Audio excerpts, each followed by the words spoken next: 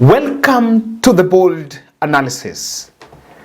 What do you think is President Uhuru Kenyatta's mission in the Western Belt apart from going to campaign for Raila Odinga?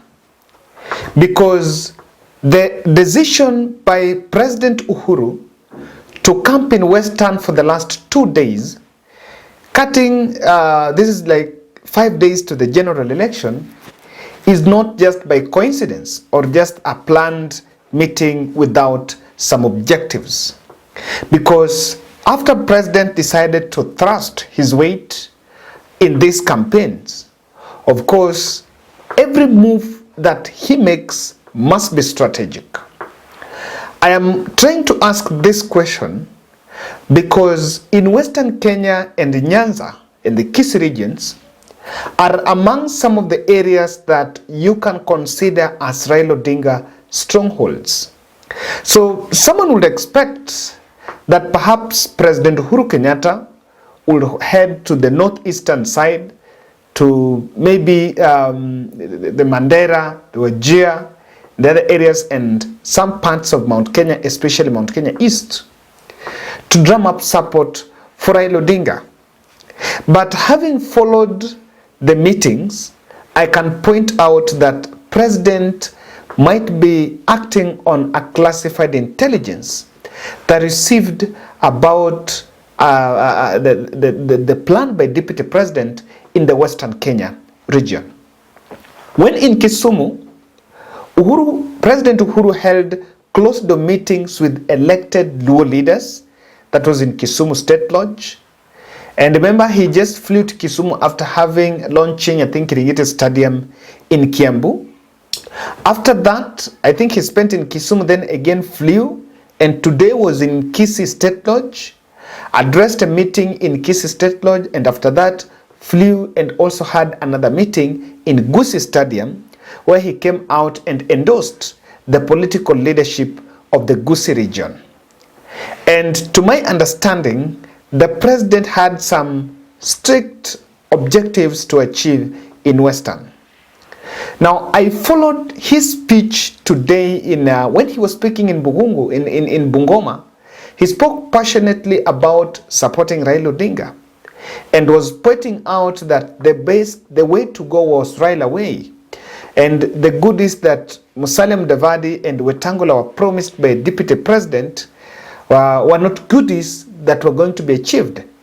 And he was trying to drum up support for Raila. Now, I think the president had to go to Bungoma strategically, because if there is a place that I can say slightly Raila vote basket must be reduced, that is Bungoma. Because in 2013 and 2017, he got Bungoma votes, quite a chunk. But remember, by that time, he was also getting the support of Moses Masika Wetangula. But according to the latest opinion polls, they were showing that Raila was trailing William Ruto in Bungoma. Another one was Kisii.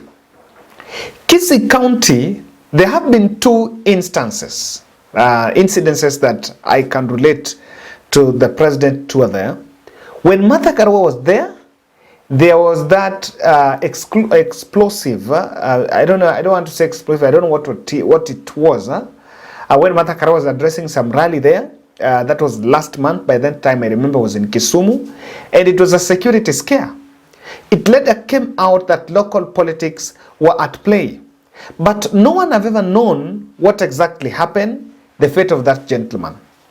In Kisii, there is a fallout between Governor Ongwae and Simbarati and the other candidates in Kisii. So Kisii is a hotbed, if you ask me. So the president who are there, of course, also was keen as cementing the Kisii vote, making sure that he can bring together Ongwae, Arati, and the rest of the team, because people were asking, I think even in this channel, where is Ongwae? Why is Governor Ongwae not attending Azimio rallies? Of course, there have been that question. And you could see the differences between Ongwae and Arati could play out, and it would affect Raila Odinga's Kisii vote basket. So the president was also there for some reconciliation so that he can quell the tension that was starting to emerge. Now, I want you to listen to his speech, and I captured this very keen when he was speaking at State Lodge, trying to compare Deputy President, trying to explain a bit in details why he fell out with Deputy President. And in simple terms, it was about a corruption pitch. Listen to that here. Unajua, unaweza kuanza safari na mtu na kwa roho yako you mean well, si ndio? Na unatamani mtamaliza pamoja, yeah? Lakini ukiwa unafika pale karibu, mnaendelea, unaangalia nyuma, unaona kiti ya nyuma imerushwa nje na kuna mwingine ameishika huko, unamuuliza passenger ndio huyo ameporwa mali. Hai, mnaendelea, gurudumu imeshuka, unamuuliza wewe fanya repair. Badala ya kufanya repair, ameenda na hiyo gurudumu ameenda kuuzia mwingine, kuweka kwa gari ingine. Mnaendelea, unaona sasa, jamani, tukiendelea hii safari, hii gari haifiki pahali inatakikana kufika. Si ndio hivyo? Inafika wakati unasema, ai, hii hata kama tulikuwa tumekubaliana ati tutabadilishana pale mbele, hapa hakuna kitu tutabadilishana, kwa sababu tutafika pale mwisho, hata gari yenyewe itakuwa na chassis peke yake, kuna gari ya hata ya kupatiana. Sijui kama mnanielewa jameni. Now, that was President Uhuru Kenyatta throwing jabs at his deputy. And if you follow the president's approach in Western, he actually went there to explain in details why it is Raila Odinga's moment. And there is something that you can see, that the president was trying to campaign his deputy using the corruption card. And even if you look at that statement, the end game there is to portray Ruto and to say that Ruto is not yet ripe to take over power because of corruption. That is what straight the president is trying to talk about. But I think, having followed the program in Western, I want to divulge more on what exactly could be the intelligence report that prompted the president to head to Western. Ladies and gentlemen, subscribe to our channel, click the notification bell, and like our video. When you like our videos, through that we are promoting this channel, and it's going to grow from one glory to the other. I'm also reminding us about the 50 bob challenge for Sarah Atieno, who is still detained in Kenyatta Hospital. She had blood cancer, acute leukemia, and of course she have undergone through the sessions, but the bill inflated to 1 million. So we agreed to do a challenge, at least 50 people, at least 20,000 people to donate 50 bob, at least 50 bob. With that, we can be in position to achieve a 1 million check. I believe I was to do 3 weeks challenge.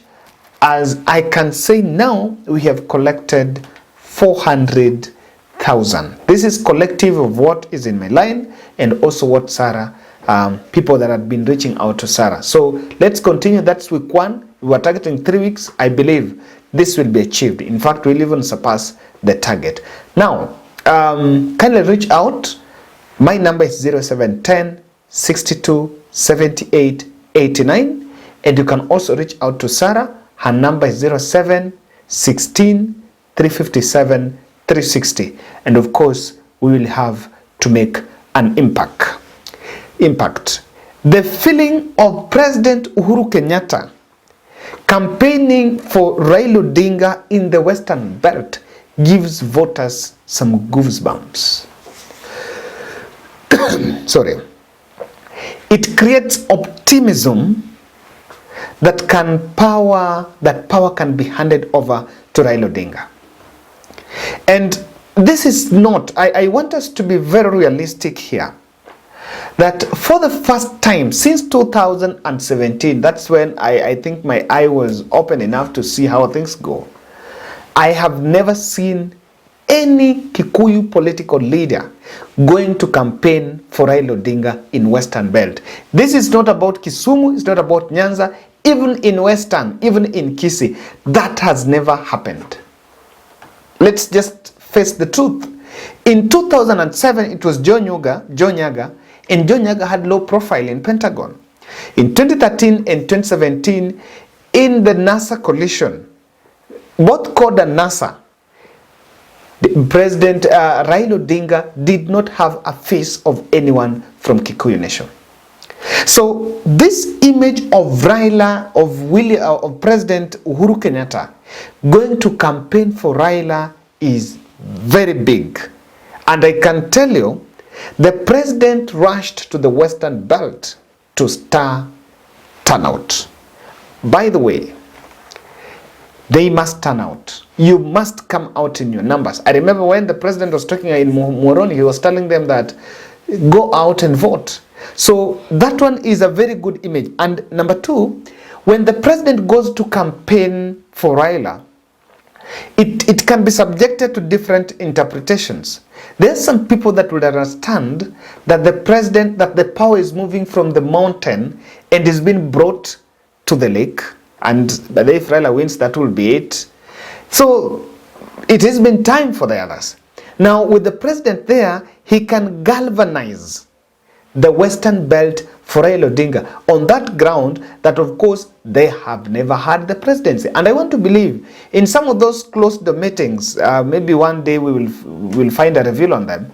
In all those closed meetings, I know one of the things that the president is pitching to the leaders is they need to do their best so that power can rotate and go back to the lake. That can be a pitch. It's just my speculation.